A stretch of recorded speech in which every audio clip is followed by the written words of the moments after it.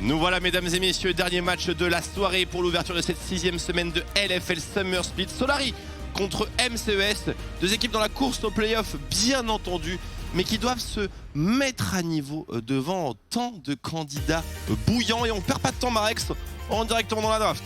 Tout à fait, comme tu l'as dit, on est dans la draft, très important pour les deux équipes. Il faut comeback maintenant pour les MCES. Et pour les Solari, mine de rien, quand on regarde le score, s'ils venaient à gagner cette partie, ils seraient en 7-5. Et honnêtement, tu l'as dit, par rapport aux autres équipes en course des playoffs, c'est quand même une bien belle avance. C'est quasiment au niveau des Misfits, c'est du solide. Hein. C'est quasiment au top, bien sûr, en dehors du duo qui a réalisé l'échappée évitée ATB et la Carmine Corp. Ban de Nocturne, ça m'interpelle un petit peu. Je m'attendais pas à le voir du côté des bans, ouais. Mais ma foi, toujours un pic que les MCES considèrent comme étant gênant. En first ban Blue Side en plus, ils doivent peut-être avoir une idée derrière la tête. Peut-être qu'on aura la réponse au niveau du first pick MCES. En tout cas, Viego ou bien Gwen seront disponibles cette game. Peut-être les deux, mais c'est des picks qu'on voit peut-être un peu moins bien marcher ces derniers temps. Et qui sont d'ailleurs ici open. On a vu tout à l'heure les Gwen qui peuvent se faire vraiment malmener en lane contre Seth, contre Jace. Ça arrive. Donc il commence à y avoir des réponses de plus en plus convaincantes au fil des semaines surtout. Qu'à l'avenir, là, un petit ban Gwen va arriver, Viego ainsi en lane, donc ça va peut-être légèrement sortir de la méta. C'est pas forcément ce qu'on imaginait. Mais... Non, bien sûr, mais au moins les remettre à un niveau agréable. Les remettre à leur place. Les remettre à leur place, ouais, c'est déjà ça. On va peut-être avoir la paire qui va être draftée par les Solari, puisque MCES et les voici, puisque les MCES ont décidé d'ouvrir leur draft sur Lee Sin Bukada, très certainement, c'est ce qu'on estime. Tandis que chez Solari, on va essayer de drafter la compo Exodia un petit peu. Hein. Effectivement, Gwen Viego, on a tout ce qu'il faut pour fight par contre. C'est vrai que, comme on l'a vu tout à l'heure, en side lane ou contre des compos que ça pourrait marcher un petit peu moins bien. Du coup, on va voir si c'est l'objectif côté MCES, parce qu'à mon avis, pour avoir laissé ces deux picks open, c'est forcément qu'on doit avoir un minimum d'idées derrière la tête. Ils savaient que les ennemis allaient potentiellement partir là-dessus. Je suis d'accord là-dessus. Est-ce que c'est pas le moment justement de... On a vu Jace, ça marchait super bien contre Gwen dans le 1v1, ça fait partie des candidats qui peuvent match. Alors, c'est exactement l'ouverture, enfin la composition que j'imaginais avec un Jace top, mais du coup on décide de prendre le Ryze plus tôt aussitôt que ça finalement. Ouais, Ryze pas mal hein, quand t'as des champions en blind, ça, un petit peu mêlés sur lesquels tu peux envoyer. Est-ce que c'est vraiment ça permet de draft le pick. C'est un petit peu le pick favori de Tonnerre cette saison. J'ai vu aussi qu'en solo queue c'est son champion le plus joué. Ça s'est un petit peu traduit dans les drafts MCES également. Ouh. Et en face par contre la réponse elle est très bonne. Et là honnêtement côté Solari c'est tout. Ça commence bien, ça commence extrêmement bien. C'est rare qu'on voit autant de carry comme ça en général. On voit plutôt les tanks, le sub-jungles draftés en premier. Et derrière on va venir ajouter tout ça. Mais là on a dévoilé tous les carries. Il va juste falloir récupérer du Nautilus, de la Leona, ce genre de petites choses. Et on aura une bien belle draft pour teamfight. En tout cas côté Solari ça va être l'objectif.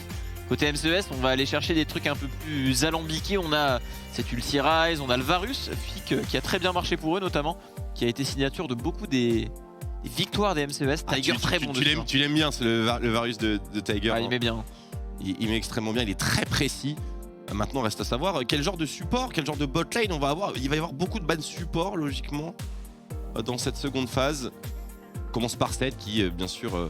peut être géré au niveau des deux rôles. Nautilus qui est banni évidemment. Faut ban Leona pour éviter le combo avec Ziggs, donc ce sera certainement le second ban des MCES. Du coup, je trouve que côté Solari, ça sent très fort le Galio quand même. Ça sent très fort le Galio support. Ouais. C'est vrai que... c'est ban Leona 100%. Faire du bien. Même côté MCES finalement, un Galio support contre Gwen, Viego et tout, c'est pas trop mal. Ouais, Akali aussi qui sort un petit peu des débats avec le nerf. C'est vrai que là... On n'a pas du tout parlé durant la draft. Aujourd'hui, elle a été un petit peu mise de côté, c'est certain. Il y a des counters hein, maintenant avec le TF, le blanc, le Galio, le blanc, même le Ziggs, hein, un petit jet de mine au sol. C'est une rail. Plus target ban, c'est vrai que Steelback, c'est l'un de ses champions favoris dans les supports mêlés. Tout comme le Thresh. Du coup, on va préférer bannir la rail que la Leona. Du coup, c'est Leona. Steelback, ça peut se comprendre. Ouais, ça peut se comprendre. Leona en réintro pour les Solari, ça a l'air d'être véritablement parfait. Ça fonctionne extrêmement bien avec Ziggs. Le Galio est toujours une option. Mais bon, Leona est quand même meilleur.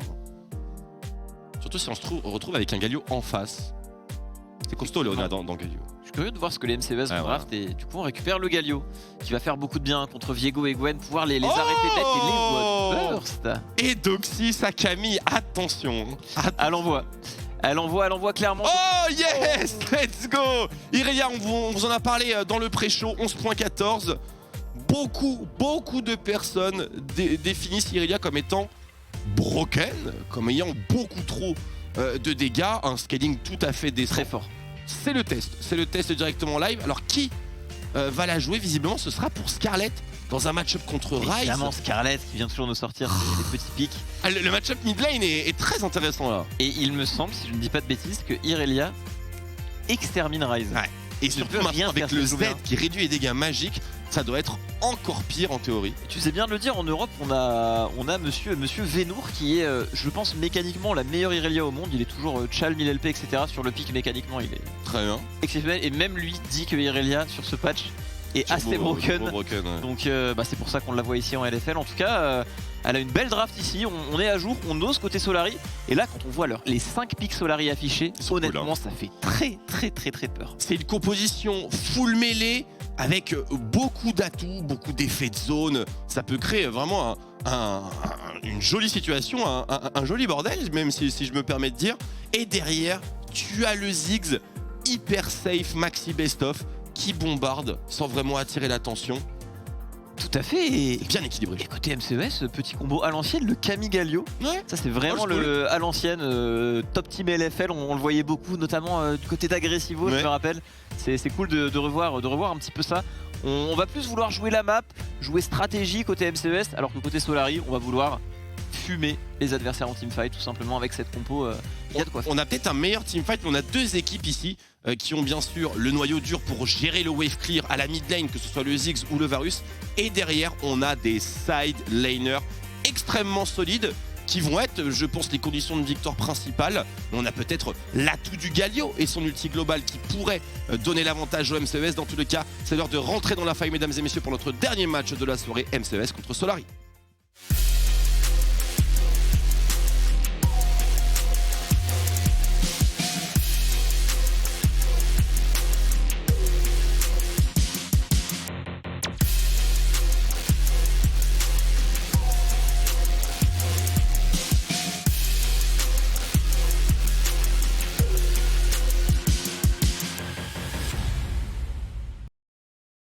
On y est, Rexma, on a une Irelia mid lane et je suis heureux. Ah, ça fait plaisir. On ose du côté de notre ami Scarlett, mais à jour sur la méta.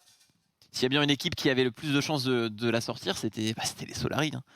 Scarlett, il aime beaucoup nous sortir ces petits champions. Bien d'accord, on regarde ses runes rapidement, il joue en conditioning et unflinching, donc on stack de la ténacité, avec Legend Tenacity bien sûr et unflinching à côté. On n'a pas de scaling second dans les runes. Souffle. Ouais voilà, on est full scaling, on n'a pas de second souffle pour faciliter la lane ou quoi que ce soit. C'est très scaling le conditioning, unflinching, etc. On abandonne un petit peu les premiers niveaux de la phase de lane, mais à mon avis ça devrait tenir. Est-ce qu'on a acheté un Doran Shield? Oui. Du côté de Scarlett, et honnêtement il devrait pouvoir tenir. Ryze, c'est pas ce qu'il y a de plus menaçant en phase de lane. C'est un peu limité par le pool en mana. J'ai hâte de voir comment ils vont gérer la wave pour mettre le Ryze de tonnerre vraiment à défaut. Ce genre de situation, tu sais que la Irelia, si tu t'avances, elle te dash net mais tout quoi. Exactement les mêmes runes en jungle ici. Un petit peu de scaling avec ses bots magiques, Conqueror classique. Et notre ami Doxy sur la top lane qui va nous ressortir sa Camille. Alors, il est très dangereux hein, sur ses carries. Attention, c'est vraiment le joueur à garder à l'œil côté MCES. Pas de TP pour les deux top laners. On peut s'attendre à un petit peu d'animation. Peut-être que les junglers voient ici... Pas de flash pas de TP, pardon, pas de flash, je voulais dire bien sûr. Bah, t'en parlais de l'animation dès le niveau 1, ça envoie. Voilà. Avec Gwen et Camille. On se met all-in. Et les deux junglers... Alors, on aura un Viego, on aura Joko qui sera présent sur le top side pour jouer le scuttle. Peut-être pour un gank, on l'imagine. Mais ça va pas l'air d'être le cas pour Bukada. Ouais, clairement.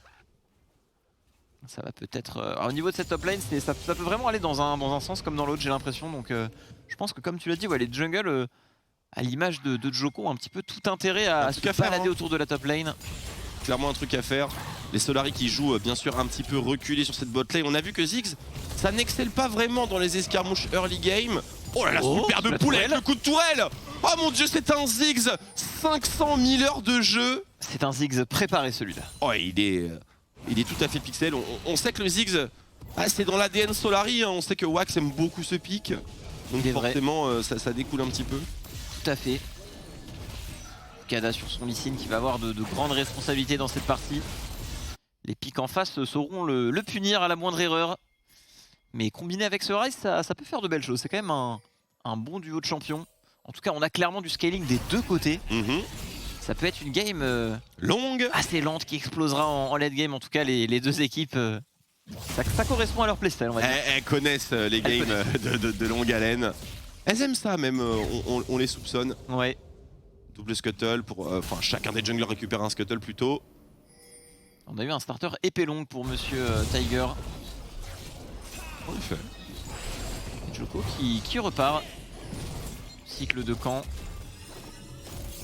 Et la Irelia finalement qui passe sans problème sa phase de lane, hein, on peut le voir ici.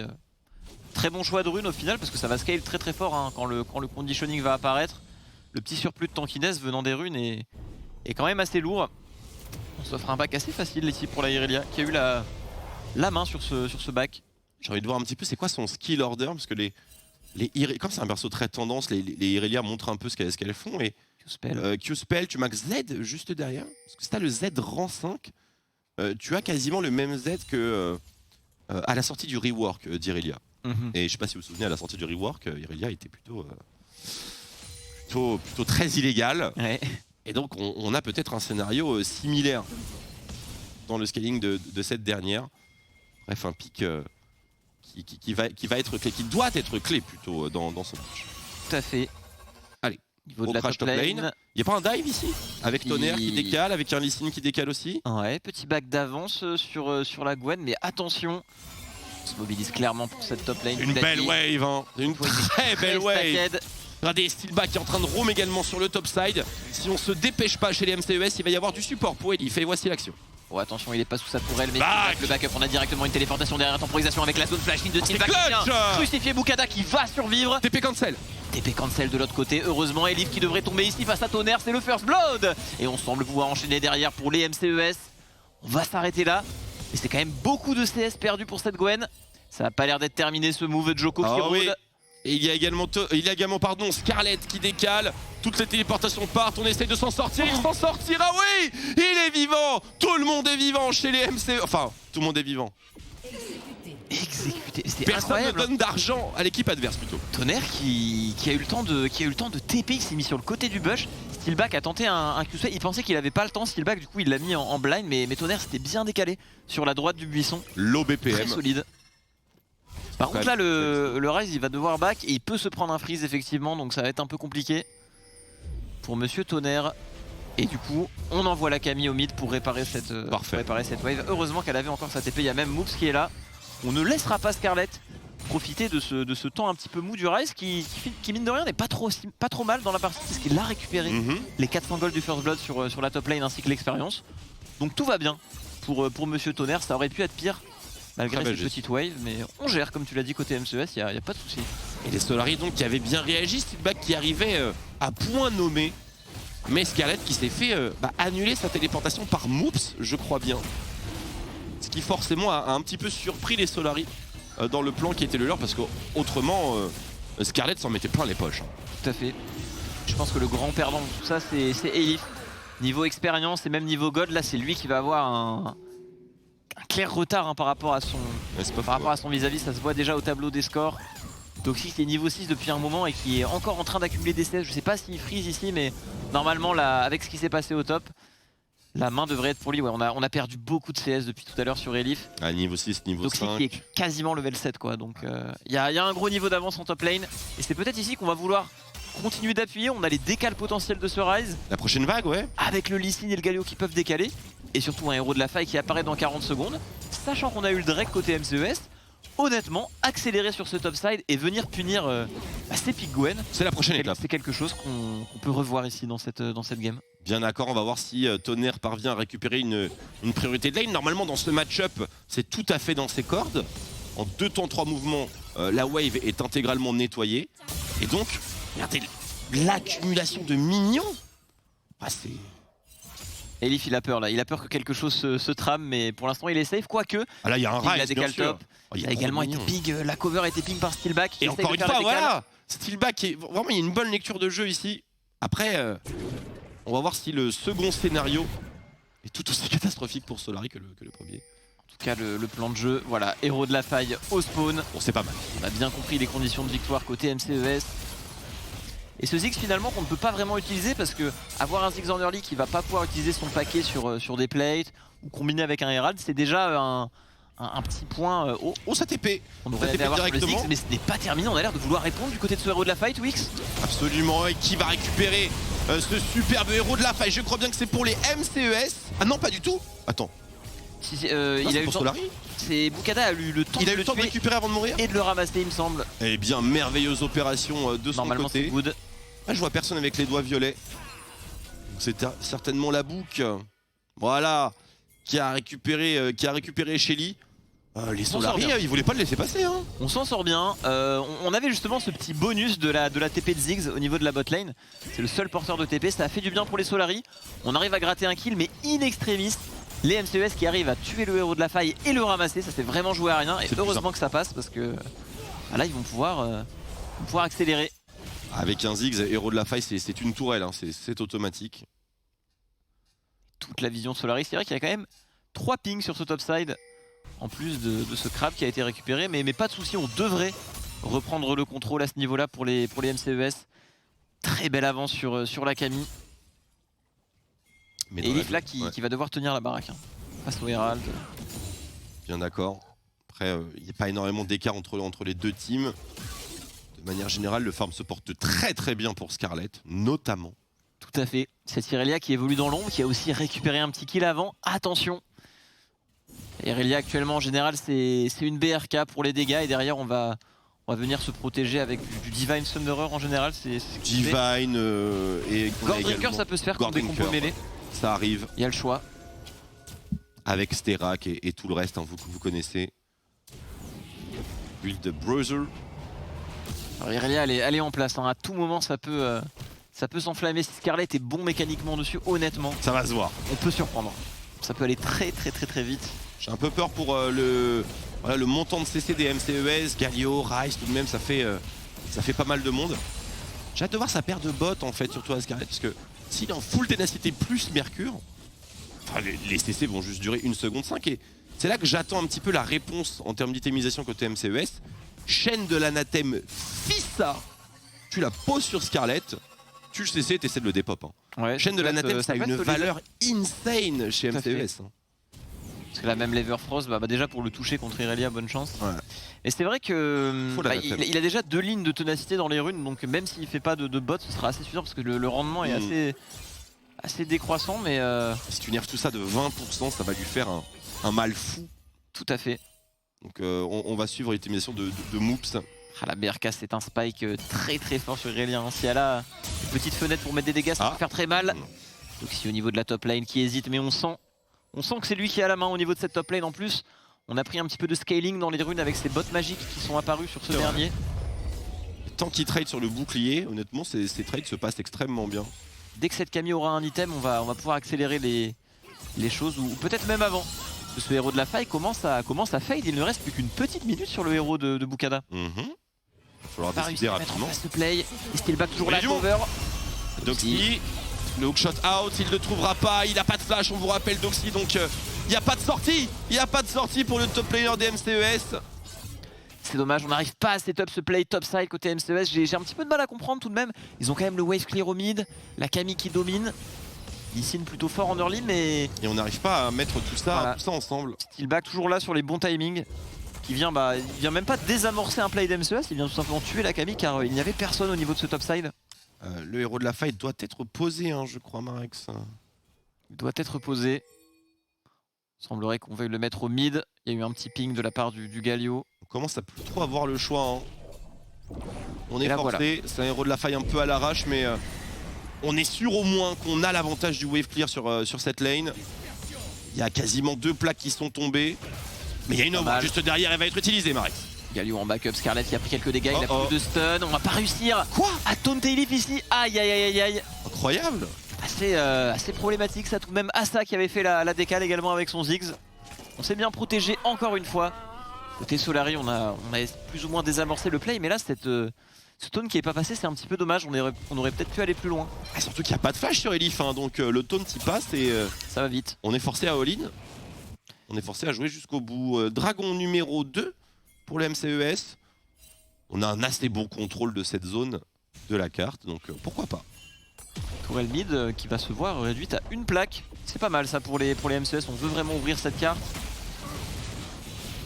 En face, tu l'as dit tout à l'heure, on a de wave clear côté Solari, il y a vraiment que Asa qui pourra s'en charger. Pour le reste, on va clairement manquer de range alors qu'on a quand même Ryze plus Varus pour les MCES. Cette Gwen qui se remet très bien, on a un petit peu un kill et une assist de nulle part. On a pu récupérer un petit peu de plate. Niveau farm, c'est pas délirant mais ça reste ok. Et dans tous les cas, c'est Gwen, elle va bientôt avoir son premier item avec les Tabis. Et les Solari qui repassent devant en gold, ou plutôt repassent à égalité, dirons-nous. L'avantage des MCS maintenant, c'est 2 dragons en poche. Ce qui, sur une map infernale, peut faire l'affaire, hein, bien entendu. Asa qui récupère le Liandry. Est-ce que Asa peut maintenant occuper cette délicieuse mid lane et laisser à Scarlett les joies du speed push? C'est vrai que Scarlett préférerait jouir d'une lane plus longue, tout simplement, pour avoir plus d'espace. Quand tu es avec Irelia, tu as de l'espace et du temps. Oh, il y a du monde dans général, cette jungle. tu as du sang qui peut couler. Ou attention, Moops. Ici, on n'a pas encore vu rentrer en piste ce Galio. On va se faire arrêter par Scarlett. Et voilà, on build des petits avantages à droite à gauche côté Solari. On a un Viego qui arrive à bien scale dans la jungle. Belle avance en CS pour Monsieur Joko. Après, ce qui est pas mal, je trouve, pour les MCES par rapport à ces dragons, c'est que on va pouvoir en laisser au Solari. Et pouvoir laisser des Drakes, ça veut dire pouvoir éviter ce 5v5 dont ils devraient avoir peur plus tard dans la game. Et pouvoir peut-être un peu plus s'exprimer avec leur compo en side, notamment la Camille, le Ryze. Donc, on a des compos qui ont beaucoup d'arguments en side. Hein. Mais en side, après, une Irelia en 1v1, c'est délirant actuellement. Enfin... Et Gwen, c'est pas trop mal non plus. Hein. Ça... Tout comme Ryze et Camille, hein, vraiment on a 4 candidats, 2 duos. Et on a hâte de voir les 1v1. Bien sûr qui seront... il y aura beaucoup de téléportation, hein, d'intervention extérieure, on l'imagine. Ah, vraiment, ce sera également un effort d'équipe. Solari style, on n'hésite pas à continuer des objectifs neutres, mais on récupère pas mal de camps adverses. Et on arrive à avoir un scaling Ah, et la tourelle là, hein. Assez gratuit. Et là, la tourelle pourrait tomber. Peut-être besoin de l'aide de ses teammates à ça. Il faut la réduire à 1/4 de ses points de vie pour venir poser le paquet derrière. Et c'est tout bon. Backup de Joko suffira. Et boum. Et là, première tourelle. Et on commence à s'envoler au niveau des goals pour les Solari. Je pense qu'ils sont très confiants, vu comment ils jouent la game. Ils sont très confiants dans leur scaling. Oh, Elif, une mauvaise rencontre dans son weak side. Flash-in et on va prendre ses responsabilités au niveau de Bukada. Mais quel sustain de la part de Elif qui va tout de même tomber sous l'embrasement de Toxis. Irelia, le tour de magie. Ça va très bien se passer pour le mid laner des Solaris. Que Toxis tombera. Double kill au red buff, s'il vous plaît. Aïe, aïe, aïe, aïe, aïe. Commit, quand tu n'as plus de CD face à une Irelia, c'est... Il y a un stun qui touche en général. Ça déroule derrière et ça s'est très bien passé pour Scarlett, la réussite. Je crois que ce red buff, il l'a récupéré sur le kill de Bukada. C'est ça. Et la brûlure vient tuer à quelques dégâts près d'Oxy. Et là, je crois bien que c'est une Irelia en 3-0, mon ami Twix, sachant qu'elle scale très très fort. Je crois cette version d'Irelia. Et Elif qui a eu une temporisation assez dingue en réalité. Ouais, c'est vrai. Belle bombe de Zik, il touche quand même 2 personnes. Et là derrière, on attaque tout le monde sur Irelia. Tac, tac. Avec une BRK, ça ne pardonne pas. Et dégâts du Z. Ah, ça envoie. 3-0. Ah, il max le E en deuxième, tiens, intéressant. Et ce sera un gore drinker pour Scarlett au vu des objets achetés avec des tabis. Les tabis sont assez intelligents parce qu'il y a quand même 3 auto-attaqueurs en face. Il y a quand même pas mal de dégâts AD. Et avec 2 lignes de ténacité dans les runes, prendre une 3ème ligne de ténacité, c'est vraiment pas très efficient. Donc c'est ok comme choix. C'est réfléchi en tout cas du côté Scarlett. Et là, on rappelle qu'il a scale un conditioning aussi. Donc avec tous les HP de son gore drinker, du heal, plus les résistances, plus le lifesteal, ça va être un tank hein, cette Irelia. En plus de mettre des dégâts potentiellement délirants s'il arrive à être libre en teamfight. Il devrait l'être, à moins que les MCES bien sûr trouve la solution. Chaîne de l'anathème comme on en a parlé tout à l'heure. Quoi qu'il arrive, cette Irelia pose problème un peu comme prévu. Maintenant elle est peut-être toujours un peu dépopable. Oh, tonnerre. Oh, tonnerre. Si bien senti. Que s'est-il passé? Quelqu'un a moufté dans ce buisson? Clean. Tonnerre qui a la respiration de ses adversaires. Un sacré instinct. Par contre, C'est ça qui va forcément le protéger d'un tower dive si jamais les Solari déclenchent. À tout moment la Irelia peut s'enflammer. On est en compétitif, c'est un peu différent, mais une Irelia pixel perfect mécaniquement, la Sweatwest ça peut... T'as vraiment one shot, tes stuns, t'es tagué, tu sais que tu vas te prendre 2 Q et... On manquait peut-être d'informations sur le potentiel backup, mais ce Ryze sans armure comme ça, s'il se prend le stun d'Irelia, il est mort normalement dans le... Le fetch de la part de Moops, malheureusement, mauvais buisson, mauvais moment, mauvais flash pour le support belge des MCES. On accélère de l'autre côté, on force la clé sur Tiger, ça touche pour Steelback, on enchaîne les stuns. Oh quel taunt! Belle provocation, on avait encore la forme du Galio pour Monsieur Joko. On enchaîne directement Scarlett qui se fait sécher. 800 gold pour Doxy, stun sous la tourelle. On est allé un peu trop loin pour les Solari. Et les Solari qui sont peut-être en difficulté ici, mais c'est sans compter sur les cooldowns de Elif qui a ses aiguilles, il a tout regardé, le snippé. Toute l'équipe des MCES, Tonnerre forcé au flash out. Un bilan toujours positif pour les Solari, mais on notera la belle défense de MCES tout de même qui a eu un second souffle dans ce teamfight. Quel fight, on arrive à mettre 800 gold sur Doxy, ça fait plaisir. Et là on a un petit peu trop commit dans le Ryze qui a pu être free DPS ici. Il manquait un petit détail au niveau des Solari, c'est ce Gore Drinker sur Scarlett qui aurait pu le faire tenir dans la phase. Il s'est vraiment fait one shot, ça aurait pu faire la différence. Il vient de le récupérer ici, mais honnêtement, belle défense des MCES. Et attention, avoir des golds sur ce Ryze et sur cette Camille pour faire de potentielles dingueries MCES en side, c'est tout ce qu'ils veulent. Donc c'est pas totalement fini. Ce fight leur sourit plutôt bien. Et tu en avais parlé, Joko qui récupère la forme de Galio et qui en fait quelque chose tout de même. Ce taunt sous la tourelle, il est tout à fait fixé. Mais regardez maintenant comment Joko, à gauche de votre écran, regardez Joko, bim bim bim bim. Ça fait mal, on arrive à récupérer le Drake ici. On part en live pour Solari et on s'en sort bien. On interrompt le stacking de Drake adverse. Mais attention, ces shutdowns que vous voyez dans la partie, il y en a sur 3 personnes. C'est les 3 personnes à clairement avoir à l'œil. Elles ont le scaling. Et pour avoir ces shutdowns, elles ont également les ressources. Il y a eu 800 gold sur Monsieur Doxy qui a déjà 2 items tout simplement. À 20 minutes avec sa Camille. Faut faire très attention à lui. Et pareil sur Monsieur Tonnerre. 2-0-1, 2 items. Ça y est, on est en place. Pour les solo laners MCES, on a des options à faire valoir en side. Quels vont être leurs choix en tout cas? Bien joué. Qui bouge bien ensemble autour de Steelback ici. Jouer sur un seul side autour de leur Camille, ça va être le plan des MCES. Faut être patient ici. Kidnapping sur Scarlett, shutdown à la clé. Est-ce que Scarlett va avoir la fâcheuse tendance à dash sur ses minions? Il l'engage peut-être un peu vite, mais il y a l'ultimatum et ça devrait être suffisant pour venir à bout. On a même investi le Galio et le shutdown entre les mains de Tonnerre, c'est la bonne personne. Je crois que Scarlett n'a pas eu la place pour un potentiel outplay. Cet ulti Galio est venu l'arrêter net. Et c'est le baron. Et on semble vouloir enchaîner sur un baron Nashor effectivement. Il n'y a pas d'ulti sur Asa, point très positif pour les MCES. Il va le récupérer bientôt, cependant les dégâts sont très bons également. Tiger n'était même pas là, que le Nashor est déjà mid-life. Quel va être le choix pour les Solari? On a plus cette Irelia, on rappelle les 5 kills sur cette Irelia. Elle répond dans du monde. Duel de Smite, Steelback qui rentre, on y va directement. Et là, Joko, incroyable, et Elif directement derrière dans la mêlée, qui est en train de pulvériser tout le monde avec sa Gwen. Peut-il le faire? Ah, ça ne passera pas. On n'était pas assez aiguisé. Tonnerre qui va couvrir les 2 angles. Ils sont peut-être mis en difficulté avec la téléportation. Aïe. Scarlett, il y a des minions sur cette mid lane. Et on va chercher avec un stun d'une portée astronomique. Il vient de la game d'avant le stun là. Incroyable. Et les Solari qui récupèrent un Nash. Oh my god. C'est un build gratos là-dessus, ils s'en sortent vraiment bien. Joko. Là les MCES avaient eu le Nash, c'était pas la même partie. Game is out. Joko, quel smite. En même temps la ping qui est pas clear quoi, c'est... Oh tu me diras ils allaient commit quoi qu'il arrive. Ah c'est dur. C'est passé de 923 à 0 je crois. C'est un petit peu aléatoire dans cette situation parce que le smite c'est 900 maintenant fixe pour les junglers, donc il y a dû avoir un smite en même temps à 923. C'était un flip. C'est beaucoup de réussite tout de même pour les il n'y a pas eu de réflexe ou quoi, c'est vraiment du pré-shot qui joue à des millièmes de seconde. C'était un peu unfortunate pour les MCES, mais bon, ils savaient à quoi... Ils savaient à quoi ils sont. 900 gold. Oh là là là là. Oh, il fait mal celui-là. Ah, on s'échange un petit peu les shutdowns. Le stopwatch, into Sterak, into GA sur la Irelia, ça va pas faire sourire, clairement. Bien d'accord. Et à ça, 007 sur son Ziggs, en place, 0 mort, hein. C'est le seul survivant de la game, pourtant c'est pas ce qu'on imaginerait avec avec un champion tel que Ziggs. Mais en même temps, Mais, il y a mais il tellement avance bien. de menaces chez les Solari que ce Ziggs, tu peux pas trop t'en occuper en vrai. VL14, il a plus d'XP que Gwen ou même Ryze dans cette partie. Après, tu fais quoi? Tu t'occupes de Irelia, Viego, Gwen ou Ziggs? À mon avis, t'as des problèmes un peu plus urgents Oui, tout à fait.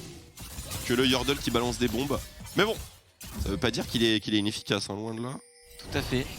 Et là, on peut accélérer avec ce Baron Nashor côté Solaris, c'est très fort. Couplé à Ziggs, Ah le ouais. paquet que vous voyez Quel là. plaisir. Ça distribue des gâteaux sur la faille, côté de Asa.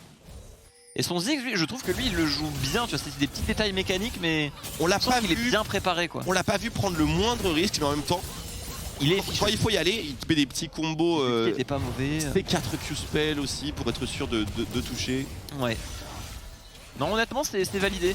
Et c'est pas anodin. Asa, c'est un joueur voilà, qui a déjà joué du Swain, etc. en bot lane.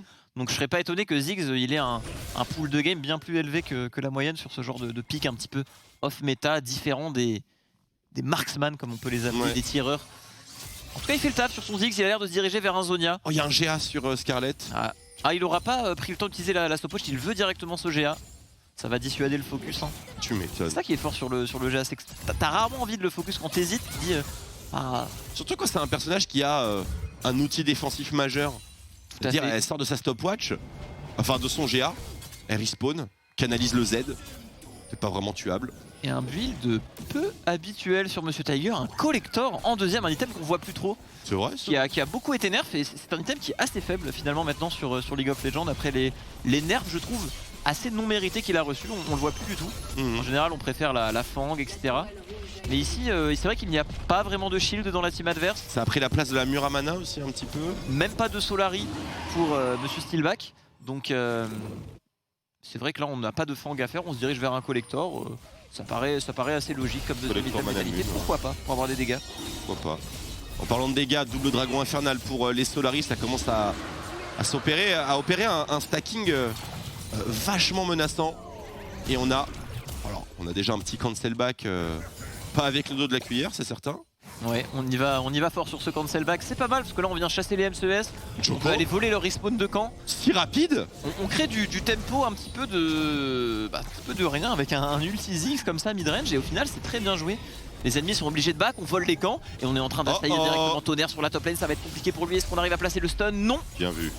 c'est vraiment pas joué à grand chose.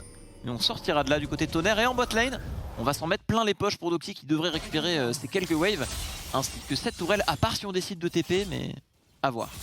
Parce que là, il y a quelque chose qui pourrait naître dans la partie. Si cette Camille a vraiment beaucoup de ressources, c'est une Camille qui a 4 items, dont Hullbreaker, avec Ignite en side. Prends la game toute seule. Ça peut finir la game en V1. Genre littéralement finir la game en 1v1. Donc il faut faire attention à ça quand même. Et je pense que c'est peut-être ce que les MCES ont en tête. Parce qu'on a le wave clear de l'autre côté, on en parlait, avec ce Ryze et ce Varus. Donc attention à cette Camille qui n'est pas dépourvue de ressources et qui pourrait venir un petit peu arnaquer la game. On se rappelle du Jace tout à l'heure de Ah, c'était il y a pas longtemps. contre les Vitality. C'était il y a pas longtemps du tout. C'était contre une Gwen aussi. Et le duo Lee Sin Gwen qui marche très bien, je pense. Pour jouer en tandem sur ce side. Après, la différence, c'est que on a des barons Nashor vachement rapides des deux côtés. Ouais. C'est ça le souci. Enfin, quoique, moins quand même côté MCES. Au niveau de la pression des Drake, Bon. on a quand même récupéré 2 dragons infernaux côté Solari. Donc, Après, il y a mais en tout Ryze. cas, c'est là le call est fait côté MCES. On va jouer en side. Je suis très curieux de savoir quel va être le 3ème item de Doxy. Va-t-il partir sur un Hullbreaker? On l'a pas beaucoup vu en LFL. Je dirais que le choix logique, c'est Sterak. Ça a l'air d'être un Sterak quand même. Ouais, Là où je te dirai. Ouais, tu vas te calmer. on se calme. Dis donc. Et le rabat donc sur Monsieur Tonnerre qui a skip le Zonia il me semble dans cette partie pour aller chercher le build qui découpe tout simplement. Très intelligent de sa part, on commit pas dans de la RM mais que de la paix, il n'y a pas de Magic Resist en face. Donc là ce Ryze attention, quelques EQ qui se perdent, ça peut ça one shot le Ziggs. Mais littéralement. Ça va Donc, des pop. Hein.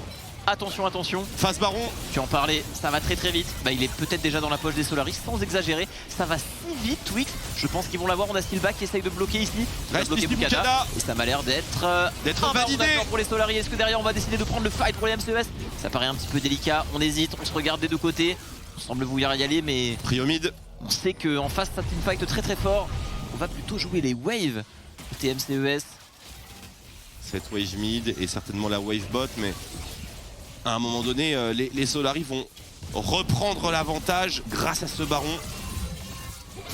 C'est incroyable qu'il puisse défendre comme ça. Pas de dégâts des EQ Elif. Oh là là là. Oh, il a plus de zone, il a plus de zone. Oh, il prend la dose. C'est le pas de trop face au Rabadon de Ryze. Grosse erreur. Oh, Scarlet qui tente le move ultimate de Galio, mais malheureusement c'est pas très bien coordonné avec le kick. Steelback qui va pas se faire cancel par l'ulti de Galio. Sans que la game s'enflamme, Twix. Sans que la game s'enflamme, on arrive dans le Solari MCES time. On est bien d'accord. À ça. Et dans cette confusion, Doxy qui a continué de tapoter cette tourelle et qui a commencé le travail. C'est une belle défense hein, des MCES honnêtement. Bah honnêtement on utilise beaucoup parce que là on va pouvoir clear les waves sur ce Baron Nashor. En fait la mort de la Gwen, cette erreur permet vraiment au MCES de se spread sur la carte, récupérer les waves un petit peu partout. Et en plus de ça on a perdu les 2 summoner spells sur Scarlet. Oh attention Tonnerre ici. Sur ça peut aller très vite. Est-ce qu'il a un flash Tonnerre?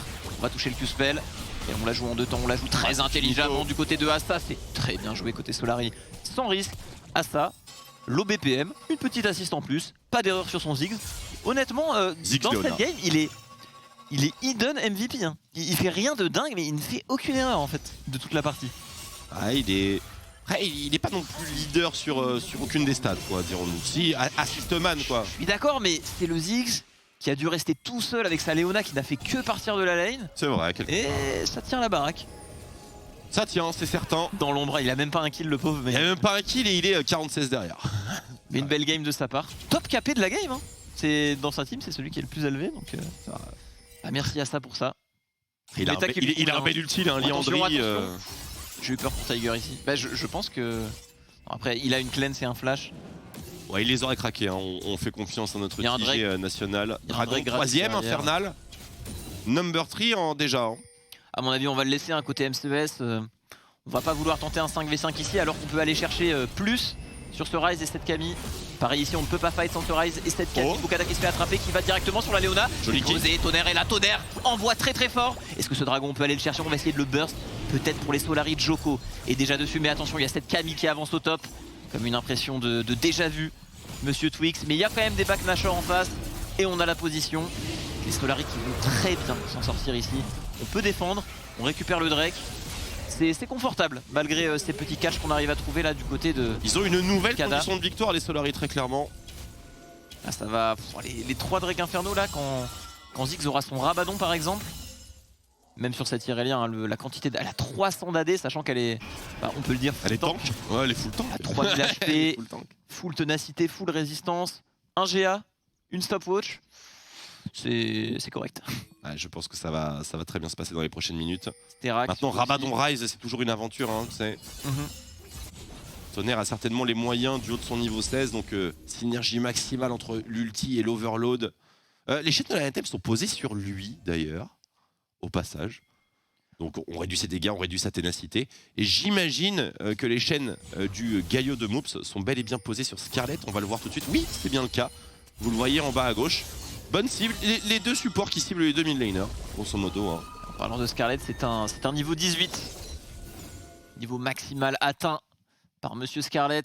Zonia récupérée par Tonnerre. Il lui manquait un petit atout défensif au milieu de cette artillerie lourde au Rabadon, à l'Archange. Et ça pourrait être une game sympa de voir si peut-être qu'il y a des Gathering Storm sur les gros carries de la partie. Bonne question. On sait pas jusqu'où ça va aller, cette partie peut se finir dans 1 minute comme dans 20 minutes Twix. Sur Ziggs, c'est probable qu'il y ait Gathering Storm.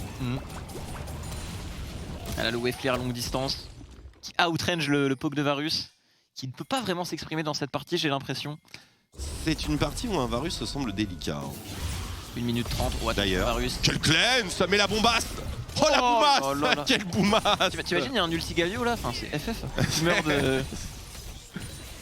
Mais on s'en sort pour Monsieur Tiger. Il n'y a pas de Rabadon, hein. Il n'y a pas de Rabadon. Rabadon c'est one shot. Hein. Ouais. À peu de choses pas, c'est one shot. Bah en vrai, ouais. Avec le si cycle de la main infernale, c'est one shot. C'est complètement one shot. Hein. Parce que là, à ça. Gathering Storm, elle est là. Si on arrive à 40 minutes avec un Rabadon, ça va faire mal. Bah, là déjà, il a le proc 30 minutes. Alors, s'il a le proc 40 minutes. Ah, Asa qui va être 547 d'AP. Bon, ça descend un petit peu. Très bon sur cette game. Et Tiger qui se fera attraper par Joko. C'était terrible, 50 secondes. Bah, il ne sera pas là pour le Nash. On peut même accélérer au niveau de la mid lane. Pour les Solari, est-ce qu'on veut pas aller finir? On a une Irelia qui peut tanker le monde, qui peut partir en dive. c'est pas impossible qu'on décide d'y aller. On a Ziggs qui découpe ses tourelles. Mais oui, complètement. J'ai un Alors, doute là, monsieur. le call safe, c'est quand même le baron. On va pas se mentir, il y a la Gwen qui attend déjà, Elif qui prépare la wave. Ça force le back de Camille. Mais du coup, le split, effectivement, Doxy qui n'a pas maintenu sa pression en slide.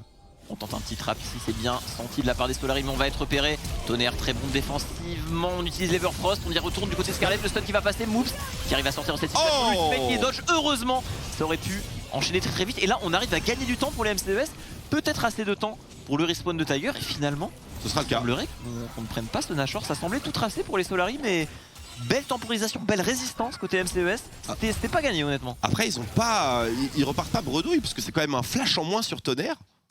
Et ce dernier flash, ce flash, il est hyper important. Effectivement. Style back à flash aussi, mais plus de summoner spell sur Tiger, comme tu l'as dit, plus de flash sur Tonnerre. On est. Sur Moops également, donc pas de flash taunt, instant follow-up. Et on joue peut-être son Vato ici pour les MCES. On tente le tout. Poule de Baron Nashor, ça va créer forcément une bataille, mais sont-ils prêts à la mener? Sont-ils prêts à la mener? Qui va tomber cette Irelia? Ça semble délicat, on perd pas mal d'HP sur ce Baron Nashor et on y va, ça y est pour Steelback. Très bonne ultimate de Ziggs, incroyable! Scarlet qui vient clean up tout ça. C'est une énorme MG générale, Doxy qui va tomber au corps à corps, c'est au tour de Moves. C'est game! Et les Solari semblent prendre cette partie, ils ont un petit ultimate de Ryze pour se sauver du côté de Tonnerre, mais on enchaîne avec une TP. Oh, il est suivi! Triple kill de Scarlet.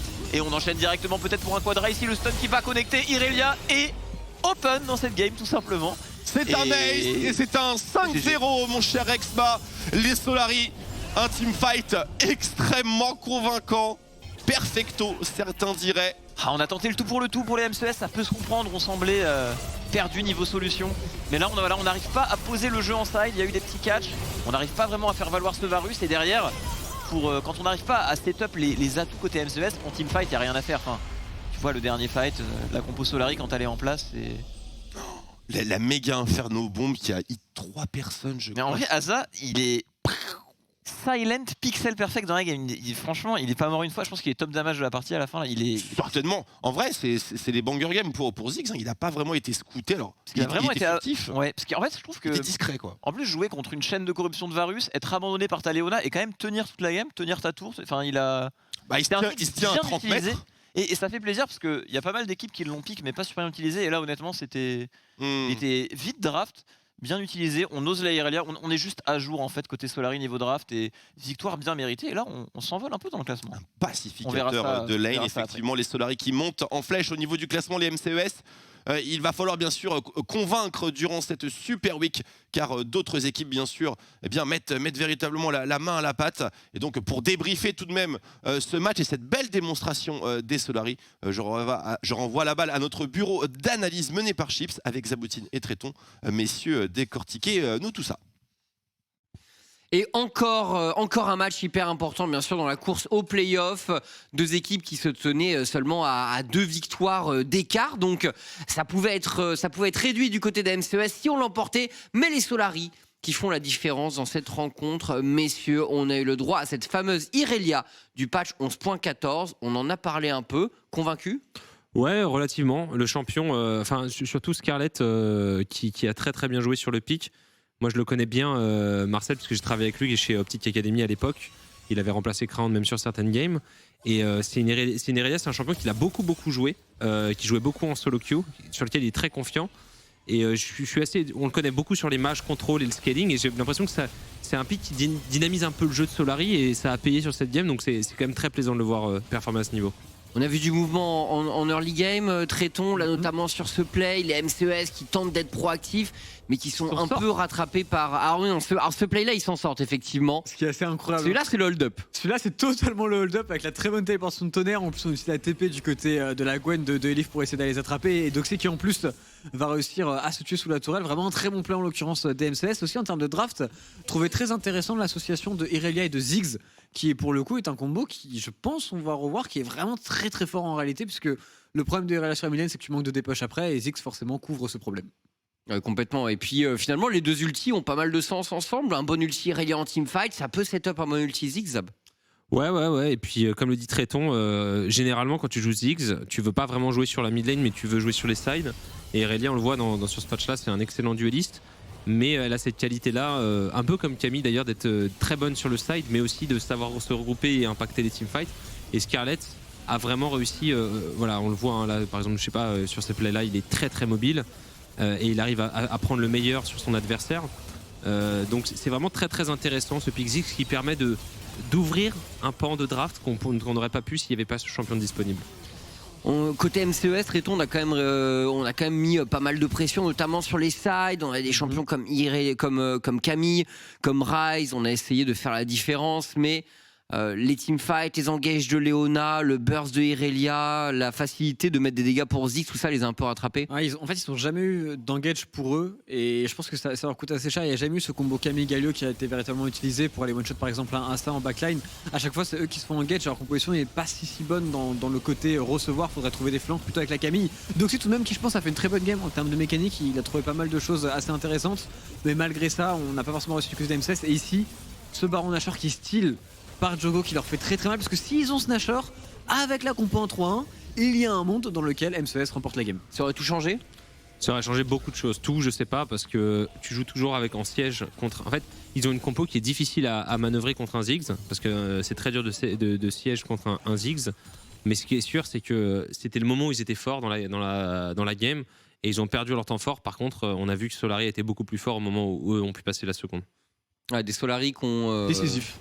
qui ont été décisifs, qu'on a senti un peu en difficulté à un moment, mais qui une nouvelle fois, dans ce qui est teamfight, décision de late game, on retrouve une des grandes forces de l'équipe. Bien sûr, là on voit les gros ultis Asa, toujours très insaisissable, un peu MVP de l'ombre. Asa, toujours très sûr.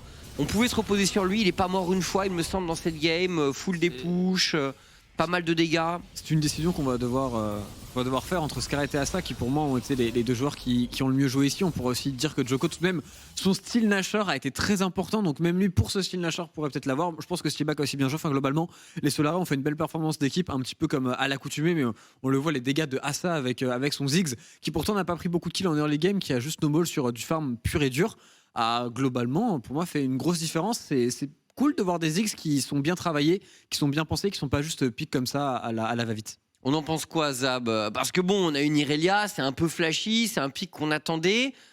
Le truc, c'est que dans cette game, je pense que Ziggs a vraiment un travail très simple. Parce qu'il n'y a aucun champion vraiment qui peut, à part la Camille, qui peut venir. Mais bon, théoriquement, il est suffisamment loin pour que la Camille se suicide si elle va sur le Ziggs. Alors que la Irelia, elle joue quand même contre une compo qui est très difficile à gérer, le Ryze, Galio. Il y a le Galio, donc je mettrais quand même pour Scarlet parce que je pense que c'est vraiment difficile de jouer Irelia contre une compo comme ça. Allez, petite Irelia, ça fait plaisir. Scarlett qui sort un peu de ses matchs contrôle et voilà, qui fait des plays, pas tant de dégâts que ça hein, pour l'équipe, on l'a vu, mais des plays qui ont été impactants à certains moments, des stuns, des ultis qui ont fait la différence. Donc voilà, pour son œuvre, Scarlett, on a aimé cette prestation avec Irelia de son côté. Pour la draft, on va sortir la Irelia directement après le petit buff, etc. Il faut oser tout de même, il faut l'avoir préparée. Elle est très très bien sortie ici. Donc les Solari, c'est intéressant parce qu'ils tentent tout de même des drafts beaucoup plus agressifs. Tu vois sur le top side du Viego, de la Gwen, de la Irelia, t'es là vraiment pour jouer très rapidement. Donc ça montre une belle forme pour l'équipe pour des potentiels playoffs. Et on va recevoir Steelback, messieurs, en interview, le roi de l'engage. Salut Steelback, félicitations. Comment ça va après cette victoire ? Ben, ça va bien. Je trouve que la game a été anormalement longue, mais c'est quand même une victoire, donc on est content. Anormalement longue, mais il a fallu quand même de votre côté vous employer un peu avec le vol de Baron Nashor. Comment tu juges cette rencontre de votre côté ? Ça avait bien commencé, la Irelia était sur de bons rails, le Ziggs était bien aussi, mais en mid-game, il y a eu peut-être que certains moments un peu plus difficiles face à la Camille, face au Ryze. Ouais, ben je pense que oui, on a eu du mal un peu à handle le 1-3-1 parce qu'il fallait qu'on push le side où on se faisait split push avant d'aller sur le side, notre strong side, et on a eu du mal un peu à comprendre ça, mais une fois qu'on avait compris, on a réussi à les faire groupe et à avoir nos teamfights. Je pense que on a réussi à trouver la clé. C'était quand même un match assez piège entre guillemets parce que quand on joue contre des équipes plus faibles, en général tu te mets un peu plus la pression et c'est quand même très bien qu'on ait réussi à win et à trouver la clé. Moi j'ai une question pour toi Steelback par rapport comment tu as senti justement tu dis une équipe plus faible. MCES ils ont quand même pas mal progressé depuis le début du Summer Split. Est-ce que c'est une équipe que tu trouves quand même forte? Est-ce que c'était un match qui était quand même compliqué à manœuvrer? Est-ce que tu penses que MCES c'est une équipe qui pourrait faire la surprise par exemple dans les playoffs cette saison? Ouais, bah carrément, depuis l'arrivée de Tonnerre, je trouve ils ont vraiment réussi à trouver une certaine identité. Je les trouve beaucoup plus rapides sur la map et ils ont beaucoup moins peur d'engage. Donc je trouve que franchement, ils sont très améliorés, mais il leur manque encore un peu quelques fondamentales, des règles fondamentales. Et je dirais que pour les playoffs, ça va être compliqué pour eux, mais bon, vu que le classement est très serré, ça peut quand même toujours se faire, quoi.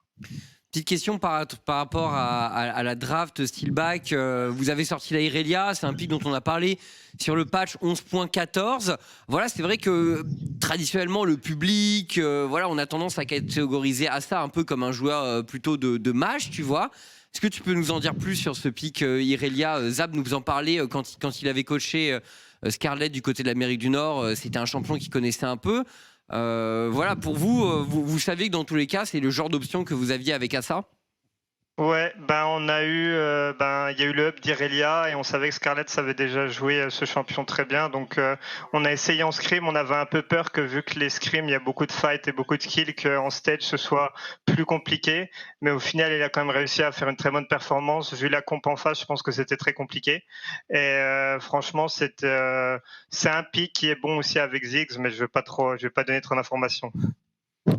Pour le moment, Steelback, en LFL, je crois que vous êtes sur un score perfect sur toutes les équipes qui sont en dessous de vous au classement.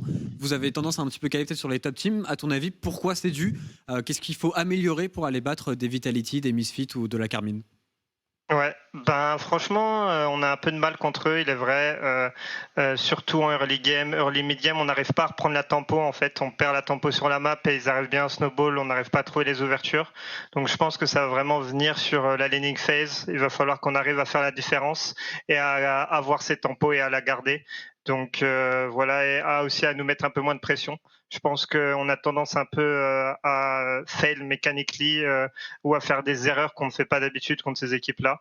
Donc c'est un tout, mais je pense qu'on est sur la bonne voie. Et par rapport aux équipes qui sont juste en dessous, on voit Géo, LDLC, même BDS qui commencent à mieux jouer en ce milieu de split. Pour toi, c'est quoi la plus grosse compétition pour ces places de playoff parmi ces équipes potentiellement? Ben, moi, à mon avis, Géo ont l'air de vraiment monter en puissance. J'aime beaucoup comment ils jouent, j'aime comment ils draftent, donc je dirais que c'est vraiment l'équipe qui m'impressionne, je dirais pour l'instant, enfin, dans la croissance des choses. Et LDLC aussi, ils peuvent étonner parce qu'ils ont un gros champion pool. Donc je dirais que ces deux équipes vont être nos deux plus gros concurrents, je dirais.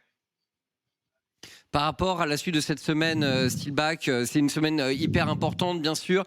On l'a vu au début de la journée, les équipes étaient vraiment au coude à coude. Cette équipe qui se tenait seulement en 2 victoires. Donc, il y a un petit break qui peut être fait cette semaine. Comment vous l'avez abordé avec l'équipe en termes de préparation, même de pression? Enfin, y a-t-il une pression de votre côté? Et comment vous êtes venu dans cette semaine? Ouais, bah carrément, je dirais qu'il y a quand même une pression parce qu'on a eu que 3 jours là de training et on a essayé vraiment de mettre les bouchées doubles et vraiment utiliser toutes les games au maximum pour qu'on puisse arriver préparé pour cette semaine parce que c'est une grosse semaine, c'est la Super Week, on est tous très très serrés au niveau des victoires. Donc chaque victoire compte. Donc on a vraiment essayé de tout donner pendant ces scrims et aussi à pas trop se mettre la pression parce qu'on a eu tendance à faire cette erreur avant. Donc c'est un peu cette balance qu'on a réussi, je dirais, à trouver pour l'instant. Ok, bah écoute, super. Merci beaucoup pour tous ces mots et pour toutes ces réponses, Steelback. On va te laisser profiter de cette victoire et te préparer avec ton équipe. Donc pour demain, la Super Week continue, bien sûr. Merci à toi et bonne soirée. Merci les gars. Ciao. Salut. Ciao. Bon, et bien voilà, on est enclenché. Ça commence bien pour Solari. Elle était importante cette victoire. Il faut lancer la semaine de la bonne façon. Et puis eux aussi, ils faisaient partie justement de ces équipes qui comptaient ces playoffs, qui étaient dans le haut du panier avec Misfits première. Ils collent du coup au train de Misfits première avec cette victoire, Zab. Ouais, et c'est comme tu dis, c'est une victoire qui est extrêmement importante parce que les confrontations directes de milieu de tableau, elles sont difficiles. On a un DLC qui, même si aujourd'hui ils se sont fait éclater par Géo, sont en puissance et sont bien revenus. Géo, bon, ça a l'air d'être l'état de grâce. Les matchs, on le voit même contre les petites équipes, sont pas faciles. Au-dessus, on voit que Carmine et Vitality, c'est toujours très très dur à battre. Et tu te rends compte que il y a quasiment aucune équipe. On va dire la seule qui est un peu en perte de vitesse actuellement, c'est GameWard. Mais quasiment tous les matchs sont difficiles actuellement en LFL. Et ça va être très très difficile si on ne prend pas ces matchs comme contre MCES. Et quand tu vois le classement, cette victoire elle est super importante pour les Solari de plutôt coller avec Misfit, de pas être dans le groupe avec Gamers Origin, LDLC, BDS et en plus des MCES qui auraient du coup une victoire de plus. Vraiment, cette victoire est super importante pour eux et ça les lance bien en plus dans une super week qui, comme l'a dit Steelback et comme on le sait maintenant et comme on le voit avec ce classement, est archi importante pour faire les playoffs. Du coup, on voit dans toutes ces équipes, les grands perdants, ce sont GameWard et MCES. Qui tombent deux victoires derrière. Bon, on n'est pas totalement décroché, mais il va falloir accrocher des victoires là dans cette dans la suite de cette Super Week, sous peine de plus pouvoir vraiment revenir. Pour GameWard, on joue Carmine après-demain, donc ça va être un match coup près. On verra ce qu'ils font déjà demain les GameWard. Mais c'est vrai que surtout sur le plan du jeu, on sent MCES, comme le disait Steelback, c'est pour ça que j'ai voulu lui poser la question, parce que je voulais savoir un peu comment les autres équipes percevaient la progression d'MCES, parce qu'en tant que caster, tu as des fois une perception différente. Parce qu'il disait il leur manque encore quelques trucs, et je pense pas qu'ils ont tout prévu, ils ont tout de prêt pour arriver en playoff. On sent que chez GameWard, il y a ce potentiel qui est encore sous-exploité, qui est dormant, mais c'est un peu la dernière place dans le train. C'est-à-dire que si jamais ils font pas une bonne semaine, de toute façon, leurs espoirs vont carrément être réduits à néant. Puis en plus, c'est super intéressant parce que c'est un timing où Vitality et Carmine sont plus aussi dominants qu'ils ont pu l'être dans la première partie de la saison. Tu sens commencer à avoir des faiblesses, il y a commencé à avoir des loses de leur côté, et comme il y a des loses de leur côté, il y a vraiment tout le monde qui est en train de comeback. Donc même pour Vita, on n'est pas encore assuré d'avoir une seconde place, d'avoir les European Masters directement de sécuriser après la saison régulière. Ouais, la K-Corp qui s'est un peu engouffrée dans la brèche avec la défaite surprise de Vitality aujourd'hui, hein, ce fameux backdoor bien orchestré par les BDS. Donc cette fin de Summer Split de la LFL est assez folle. On va jeter un coup d'œil au pronostic, bien sûr. Qu'est-ce que ça a donné aujourd'hui? Où est-ce qu'on en est? Eh bien, alors Zabon, tu fais pas partie de l'équation, mais tu peux apprécier ma domination. Ouais, bah écoute. C'est pas devant. C'est pas moi. Et il phare, gros rire, je suis à 75%. Vous êtes des péons à côté. Alors, tu fais le malin alors qu'en général, t'as juste fait une semaine où t'as juste reverse tous tes pronos. Et... 75. Le seul poursuivant, c'est Roba. Non, bon, ok, j'avoue. C'est beaucoup 75 quand même. Hein. J'ai 62%, donc je vais peut-être pas trop l'ouvrir. Mais ok, bien joué à toi, Chips. Non, c'est Chips propre, hein, comme d'habitude. Ouais. Tu sais prendre les bons bêtes dans les pronos. La semaine passée m'a mis bien, et je sais que Karim et moi, on a une petite histoire au niveau des bêtes qui fonctionnent. Tu vois, l'année dernière, quand il était chez GameWard, il m'avait offert mon comeback dans la saison, et là on s'est parlé sur Twitter et il m'a dit genre faut voter pour nous maintenant, Chips, à partir de la semaine dernière. Je l'ai fait, tu vois, et ça fonctionne. Toi, il y a une bonne ambiance. Moi, Binsou, il m'a dit de voter pour lui, j'ai dit oui, il m'a dit bon toutou, c'est pas la même ambiance, quoi. C'est parce que t'as encore un noob, Tréton, c'est pour ça. C'est pour ça. Du coup, le planning, on va voir un peu ce qui nous attend pour la suite de cette Super Week de LFL. Première journée terminée, donc en haut à droite. Et donc, ce qui nous intéresse pour la journée de demain, messieurs, c'est Vitality B contre Easy Dream, MCES, K-Corp, Misfit première, LDLC dans ces fameux matchs très couperés pour les playoffs. Celui-là est très important. Pareil pour le Solari GameWard et le BDS Géozab. Ouais, les deux premiers matchs sont plus anecdotiques parce que c'est le bas du classement qui joue contre le tout haut du classement. Par contre, forcément, ça veut dire que le ventre de mou, pas mou, mais le centre du classement s'affronte directement. C'est que des matchs coup près. Et dès demain, on aura une bien meilleure lisibilité sur les états de force pour la fin de la saison. Et dès demain, ça ressemble un peu à une dernière chance pour les GameWard, parce que s'ils veulent revenir pour ces playoffs, il faut absolument battre Solari, il faut récupérer des wins le plus rapidement possible. Oh que oui, et on vous rappelle, le match de la semaine, ce sera ce jeudi, le Vitality B contre Gamers Origin à 21h. Et vu la forme des Géos actuellement, honnêtement, on peut s'attendre à un très grand match. Même le BDS Solari sur la même journée va être aussi très très important. Oui. Il y a beaucoup de beaux matchs de toute façon à LFL. Absolument. Donc voilà, on est gâtés sur cette Super Week de LFL et on vous donne rendez-vous bien sûr demain à 17h30 pour le pré-show comme d'habitude. C'est fini pour cette journée de LFL. Demain donc, même heure et toujours autant de matchs couperés pour la fin de cette saison régulière du Summer Split de la LFL. Merci à tous de nous avoir suivis bien entendu et on se retrouve demain. Bonne soirée à tous.